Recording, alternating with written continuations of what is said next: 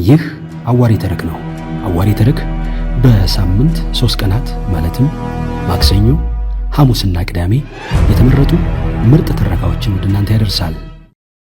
ከዚያ እንደወጡ በሰንሰለት ታስረው ሲጠበቁ ሰነበቱ። ደጃዝማች እንዳዋ በሳቸው ሰበብ ሁሉ ጉድ መድረሱን አላወቁም። ፈንጂ አንድ ቀን ውለውና አድረው የወለተ ተክሌን ጉዳይ ከደጃዝማች ማሩ ጋር ተነጋግረውና ወስነው ወደ ጎንደር ሄደው ለጥቂት ቀኖች ሰንብተው ነበር። በተመለሱ ጊዜ ወለተ ተክሌ በድንጋጤው ምክንያት አድሮባት የነበረው ሕመም ተሽሏት ፈዛዛ ብትሆንም ጤነኛ ወደ መሆን የደረሰች ከመሆኗ በላይ ከልጅ ኃይሉ ጋር ያው ቁርስ ሳይበሉ እንደተለያዩ ተለያይታ ቀርታ ነበር።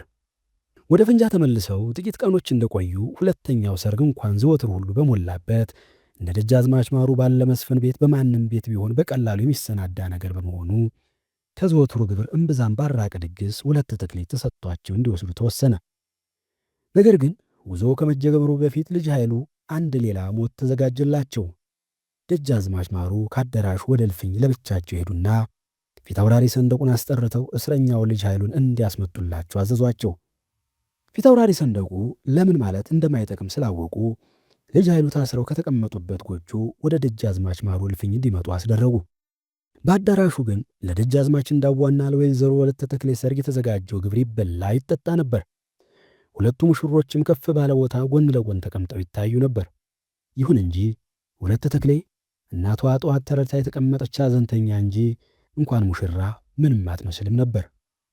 ደጃች እንዳዋም የእርሷን ሁኔታ ሲያዩት ቅርታና ሐዘን እፍረት እየተሰማቸው ብዙ ጊዜ መሬት ያዩ ስለነበር ቀደም ብለው ለማስተዛዘን የገቡ አላቃሽ መስሉ ነበር። የእነሱ ሲሆን ነገ ጠዋት እየተላመዱ መሄድ ይጀምሩ ይሆናል።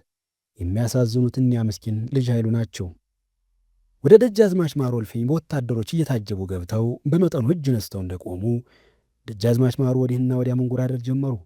ከዚያም ድምፃቸውን ከፍ አድርገው ዛሬ የደጃዝማች እንዳዋን ባለቤት ወይዘሮ ወለተ ተክሌን እመቤትን ወለተ ተክሌን አጅበህ ወደ አማራ ሳይንት ትሄዳለህ፣ ያለዚያ አንተ ታውቃለህ አሉ። ልጅ ኃይሉ በጭራሽ ነፍሳቸውን አላወቁትም። አንድ ሴት ወንድ በወንድ ላይ ይህንን አይሰራም። እኔ ሞቱ ዛሬ አይደለም፣ አንተን ያመን ሁለት ነው። የአንተን እህት አግብቼ አንተን ውሻ የሆንኩ ሁለት ነው። የቋራን ተራሮችና የቋራን ጀግኖች ትቼ እጄን ለሰንሰለት ተሰጠው በኋላ ተካባ ሀይጦች ጋር በአንድ ጎጆ ተዘጋችብኝ በኋላ ምን እንድሠራ ትጠይቀኛለህ? ከዚህስ በላይ ሌላ ምን ሞት ልታመጣብኝ ነው? ሲኦል ተፈጣሪ አስፈቀደ የአንተ እስር ቤት ልታደርጋት? እሷስ ያንተ መታሰሪያ ናት። አረመኔ ነህ፣ ሰው አይደለም። ያውልህ የአሽከርህ ጎራዴ፣ ያውልህ አንገቴ አሉ። ልክ እንደ እብድ ሲጮኹ ደጃዝማች ማሩ ግራ ገብቷቸውና ተናደው ሊሰሟቸው የማይፈልጓትን ቃላት ቀጥሎ ሰሙ። ፊት አውራሪ ሰንደቁ ይህን ጣጣ ብቻቸውን ማብረድ እንደማይችሉ ሲያውቁ ወጣ ብለው ለአንድ ሰው ታዳራሹ ሊቀ ካህናት ላቀውን በአስቸኳይ ወደ እልፍኝ እንዲጠራላቸው ነግረው ተመለሱ። ከበር ደርሰው በተመለሱባት በዚያች አጭር ጊዜ ውስጥ የልጅ ኃይሉ አንገት ከሁለት ሆና ራሳቸው ወዲያ ማዶ፣ ሌላው አካላቸው ወዲህ ማዶ ይቆየኛል ብለው ሰግተው ነበር። ይሁን እንጂ ደጃዝማች ማሩ እንዴት እስከዚህ ተደፈርኩ ብለው በመናደድም ይሁን በሕሊና በመወቀስ ነገሩ አይታወቅም እንኳን በሰይፍ ሊማቱ ካሉበት ሳይነቃነቁ ቆዩ። ወዲያው አከታተለው ሊቀ ካህናት ላቀው ገቡና እጅ ነሱ። ምን ነው አባቴ፣ ለምን ተግብር ተነስተው መጡ? ምን ያደርጋል ብለው ነው? ኧረ መድኃኔዓለምን እኔ መጣው ይሄዱ አሉ ደጃዝማች ያለ ልማዳቸው ረጋ ብለው። ሊቀ ካህናትም ቀንዷ እንደተመታች ላም መለስ አሉ። ደጃዝማች ግን ጥቂት ቆየት አሉና ልጅ ኃይሉን ወደ እስር ጎጆአቸው እንዲመለሱ ካዘዙ በኋላ ወደ ፊት አውራሪ ሰንደቁ ዘወር ብለው ዛሬ አጃቢ ሆኖ እንዲሄድ ሳታደርጉ ቀርታችሁ ራሱን ጉልቻ አድርጌ ባላሳያችሁ መድኃኔዓለም ዲያብሎስ ይርዳኝ አሉ። እሺ እንዲሄድ አድርጋለሁ አሉ ፊት አውራሪ ሰንደቁ እጅ እየነሱ።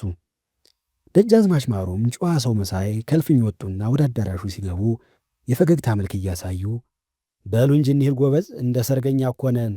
እኔ ጓዳ ማጀት ስለ አታዩኝም እንዴ? ልብስስ ጥላት ሳይነካው ቀርቷል ብላችሁ ነው እያሉ ተቀመጡ። ፊት አውራሪ ሰንደቁም የኃይሉን ወዳጅነት በጉልህ የሚታወቀውን ቀኛዝማች ከብቴን አስጠርተው ከእርሳቸው ጋር ወደ እስረኛው ቤት ሄዱ። ለልጅ ኃይሉ አንዳንድ የመጽናኛ ቃሎች ሲነግሯቸው ቆዩና ሌላ ወሬ በድንገት መጣ። ቀኛዝማች ባክህን አላምነኝ፣ መቼም ታንተ ቃል አይወርዳም። የጌታችን የደጃዝማች ነገር የምታውቀው ነው፣ መክሮ መመለስ አይቻልም አሉ ፊት አውራሪ ሰንደቁ። አሁን ደግሞ ምን አድርግ ነው ምለው አሉ ቀኛዝማች ከብቴ። እንደ ታሰረ ወለተ ተክሌንና ደጃችን እንዳዋን ያጅብ ብለዋል አሉ ፊት አውራሪ። ኤረሬ ሰው ይታጀብ አሉ ልጅ ኃይሉ አቋርጠው። ቀኝ አዝማች ከብቴ ነገር ሁሉ ግራ ገብቷቸው ጆሮአቸውን ማመናቅቷቸው አስሮ ሚስቱን ቀምቶ ለሌላ ሰው ድሮ ያህል በቃ ብሎ ጎባንህንና ሚስትን አጅበህ ሂድ ማለት አሉ በመገረም። መቼስ ምን እናድርግ ተማን ይሟገቷል አሉ ፊት አውራሪ ሰንደቁ። ምን ማለትህ ነው? እሱን እግዚአብሔር ማድረግህ ነው? ይገድለኛል እንጂ ሌላ ምን ይሠራኛል መሰለ አሉ ልጅ ኃይሉ። ለምን ትሞታለህ አሉ ፊት አውራሪ ሰንደቁ። ኑሬ ምን ልሆን? የእርሱ መቀለጃ፣ የእርሱ የግፍ ሥራ መፍጠሪያና ማጥኛ። ከዚህ ኑሮ የሚከፋ ነገር በዚህ ዓለም ላይ ታለማ እግዚአብሔር የለም ማለት ነው አሉ ልጅ ኃይሉ። እሱማ የእግዚአብሔር ፍርዱ ምን ይታወቃል? ወይም በዚህ ምክንያት ሊሠራ ያቀደው ነገር ይኖራል። መሞትስ አትሙት አሉ ቀኝ አዝማች ከብቴም ባያነቃቸው። ቀኝ አዝማች አንተም አልሞትም ነው የምትለኝ? አንድ ሞቱ እንኳ ቢሆን ጥሩ ነበር አሉ ልጅ ኃይሉ። የልጅ ኃይሉ ፊት የሰው መልክ መሆኑ የሚታወቀው በቅርጹ ብቻ ነበር እንጂ ቀለሙ በፍጹም ጠፍቶ ነበር። መቼስ ምን ይደረጋል ፍርዱን ተእግዚአብሔር አገኘው እንጂ አሉ ቀኝ አዝማች ከብቴ። የተቀማች ሚስቴ ባላጃቢ ልሆን ማሩ ገድሎኝ እግዚአብሔር ወደ ገሃነም ቢያስገባኝ ቢሆንም አላደርገው አሉ ልጅ ኃይሉ። ስማኝ እንጂ ልጅ ኃይሉ፣ ሰው እኮ በሰው እጅ ተወደቀ በኋላ የራሱ ጌታ አይደለም። ምንም መከላከያ የለም። በሰው እጅ ያለ ሰው ያው ተራቃ ማለት ነው። ቢፈልጉት ያስቀምጡታል፣ እንደፈለጋቸው ያደርጉታል። ስለዚህ ምን ማድረግ ይቻላል አሉ ቀኝ አዝማች።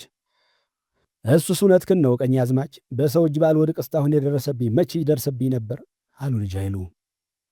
በዚህ ሁኔታ ቀኝ አዝማች ከብቴና ፊት አውራሪ ሰንደቁ ለምነውና አግባብተው ልጅ ኃይሉ ሚስታቸውንና የሚስታቸውን ባል እንዲያጅቡ እሺ ብለው አስነሷቸው።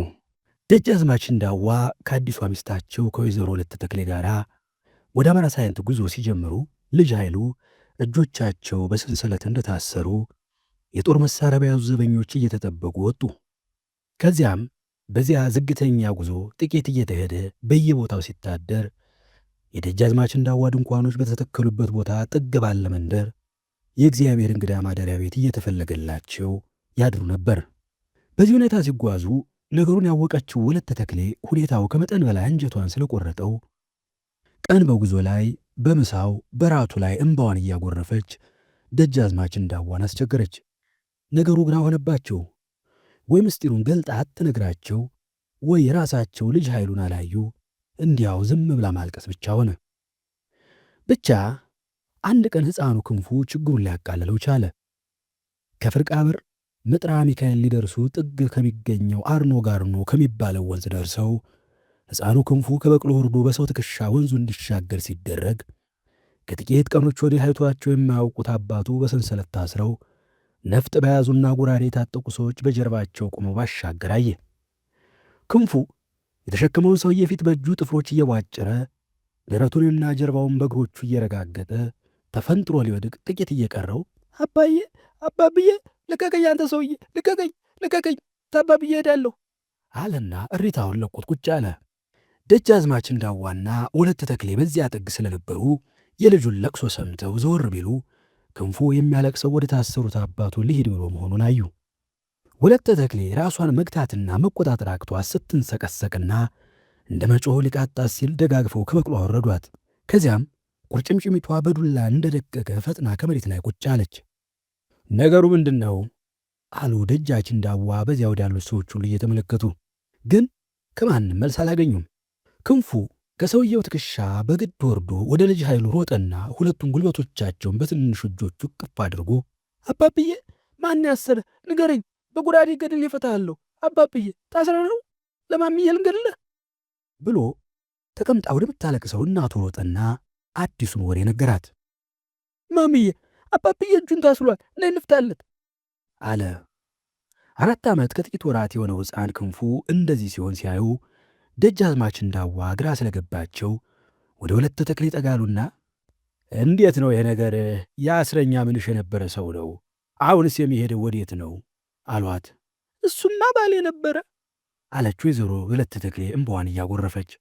ባሌ? አዎ ባሌ፣ ልጅ ኃይሉ የክንፉ አባት ነው። አይደረግም። ተደረገ እንጂ እንዴት አይደረግም? አሁን ወዴት ነው የሚሄዱት? ጌቶች ያዘዙትን ምን አውቃለሁ። ይህን ሁሉ በድለውት አሁን ደግሞ በእርሶ እጅ ታሰር ብለው እንደሆነ መቼም ይሁን የመከራ ያልቅ። እንዴት ተደርጎ? ይህ እንኳ አይታሰብም። አሉ ደጃዝማች እንዳዋ። ደጃዝማች እንዳዋ በእርግጥ የጨዋነትና የወንድነት ባህሪ ያላቸው፣ ሰው እንዲያጠቃቸው የማይፈልጉትን ያህል ሰውን በግፍ ለማጥቃት የማይፈልጉ ጠንቃቃ ጀግና ነበሩ። ሴትዮዋ ወለተ ተክሌ ዳሪው ደጃዝማች ማሩ ባይሆኑ ይህን ነገር ሲያዩ ሴትዮዋን ለባሏ ሰጥተው ይቅርታ ጠይቀው ከመሄድ የማይመለሱ ሰው ነበሩ። የሌሎች ጥቃት ብዙ ጊዜ ፈጥኖ ይሰማቸዋል። ስለዚህ ሁኔታው እንደሰሙ ወደ ልጅ ኃይሉ ቀረብ አሉና ጤና ይስጥልኝ፣ እንደምን አርፍደዋል ጌታዬ? አሉ ደጃዝማች እንዳዋ በልባዊ ትሕትና። ጤና ይስጥልኝ፣ እግዚአብሔር ይመስገን አሉ ልጅ ኃይሉ። ይህ የምሰማው እውነት ነው? ምኑ ጌታዬ? እርስዎ የወይዘሮ ወለተ ተክሌ ባል ነበሩ? የዚህ ሕፃንስ አባት ልጅ ኃይሉ ነዎት? አዎ ነበርኩ። በደጃዝማች እንዳዋ ላይ አንዳች የመሳቀቅ መንፈስ መጣና ሰውነታቸውን ውርር አደረገው። በስመ አብ ወወልድ ወመንፈስ ቅዱስ አሐዱ አምላክ። አሁን ወዴት ነው የሚወስዱት? አሉ ደጃዝማች እንዳዋ። እርስዎን ሸኝ ተብዬ ነዋ። እንዴ እንዳዋ ግፍ ጠምቶታል ያላቸው አለ እንዴ? ለመሆኑ ጤነኛ ሰው አይደሉም? ለእኔም እኮ ነገ ይሆናቸው። እስከዚህ ሳላውቅ በመድከሞ ቅዱስ ሚካኤል ይቅር ይበለኝ። ይማሩኝ ጌታዬ፣ ይማሩኝ። እኔ በዚህ ግፍ ውስጥ የለሁበትም። ወንድ ልጅ ነኝ። እኔም በሰው እጅ በወድቅ ብዙ ግፍ ሊደርስብኝ ይችላል። ስለ ፈጣሪ ብለው ተልበው ይማሩኝ ብለው ትልቁና ጨዋው ሰው ደጃች እንዳዋ በልጅ ኃይሉ ጫማ ላይ ወደቁ። ልጅ ኃይሉ በዓይኖቻቸው በቅጽበትም ባግጥም አለባቸው። ራሳቸውን ፈጥነው ዝቅ አሉና ጌታዬ ስለ እግዚአብሔር ይነሱ፣ እርስዎ ምን በደሉኝና ይቅርታ ይጠይቁኛል? እርስዎ ምንም እንዳልበደሉኝ ያውቃለሁ አሉ። ቢሆንም ይማሩኝ አሉ ደጃዝማች እንዳዋ። ተመሰሎት? እሺ ይቅር ስለ እግዚአብሔር እኔንም ይማሩኝ አሉ ልጅ ኃይሉ። ይቅር ስለ እግዚአብሔር አሉና ደጃች እንዳዋ ቀርበው የልጅ ኃይሉን ጉንጭ ሳሙ። ልጅ ኃይሉን መልሰው ሳሟቸው። ከዚያም ደጃዝማች እንዳዋ ልጅ ኃይሉን ወደሚጠብቁት ዘበኞች ዙረው አሁን ኃላፊነቱ የኔ ስለሆነ ሰንሰለቱን ፍቱላቸው፣ ስትመለሱ ታደርጉላችኋላችሁ አሉ። ከዚያ ክንፉን ጠሩትና አባባን ሳማቸው አሉ። ወዲያው ጭነት ተራግፎ ድንኳን ከወንዙ አለፍ ብሎ ተተከለና ከተጫነው ስንቅ ቀርቦ ደጃዝማች እንዳዋ አስተናጋጅ ልጅ ኃይሉ እንግዳ ሆነው የልጅ ኃይሉ ጉሮሮ እህል በትክክል መዋጥ ካቃተው ብዙ ጊዜ ቢሆንም ግብዣ ተደረገ። ልጅ ኃይሉ ምንም እንኳ በደጃዝማች እንዳዋ ብዙ የሚቀየሙበት ምክንያት ባይኖር በጠቅላላ ሁኔታ ያደረባቸው ይህ ነው ተብሎ የማይገለጽ ንዴት ብዙ ነበር። ብዙ ነገር ያሳስባቸው የነበረ ከመሆኑ በላይ ከደጃዝማች ጋር ብዙ ለመጫወት አልቻሉም። ምኑን ምን ብለው ይጫወታሉ? ፀሐይ በረድ ሲል ከብቶች ሁሉ ተጫኑና መንገድ ሊጀመር ሲል ደጃዝማች እንዳዋ በዚያ ቀን ጭኗት የነበረችዋን በቅሏቸውን ለልጅ ኃይሉ አስቀረቡ። እርሳቸውም ወደ ልጅ ኃይሉ ተጠግተው ጌታዬ የአጋጣሚ ነገር ነውና ተልቦ ይማሩኝ አሉ። ልጅ ኃይሉም በቸር ያግባዎት፣ እግዚአብሔር ውለታውን በክብር ይመልስሎ አሉ። ደጃች እንዳዋ ለልጅ ኃይሉ ጠባቂዎች እናንተ ሰዎች አይደላችሁም? ቀደም ብላችሁ አትነግሩኝም? ነፈዞች በሉ አሁንም በሚገባ ክብራችሁ መልሷቸው። እርሳቸው ብቻ እኮ አይደለም ግፍ የተሠራው በእኔም ላይ ነው። በሉ አሁን መልሷቸው አሉ። ልጅ ኃይሉም ክንፉን ስመው ደጃዝማችን ተሰናብተው በደጃዝማች ጭነት በቅሎ ወደ እስራት ቦታቸው ተመለሱ። ወለተ ተክሌም በዚህ ምክንያት ከዚህ ቀን ጀምራ ደጃዝማች እንዳዋን መውደድና ማክበር ጀመረች። ኃይሉ ግን ከዚህ በኋላ በከባድ ጥበቃ ስር ሆነው በቁም እንዲታሰሩ ለብዙ ዓመቶች በፈንጃ ከተማ ተቀመጡ። ይህን ሁሉ ግፍ የሰማው የደንቢያ ሕዝብም አንድ ታላቅ ግፍ የተሠራበት ሰው የአርዮው ግፍ ተፈጸመብኝ ብሎ ያማርበት የነበረውን ቃል ለውጦ የቋረኛው ኃይሉ ግፍ ተፈጸመብኝ በማለት እስከ ብዙ ዘመን ይተረክበት ነበር።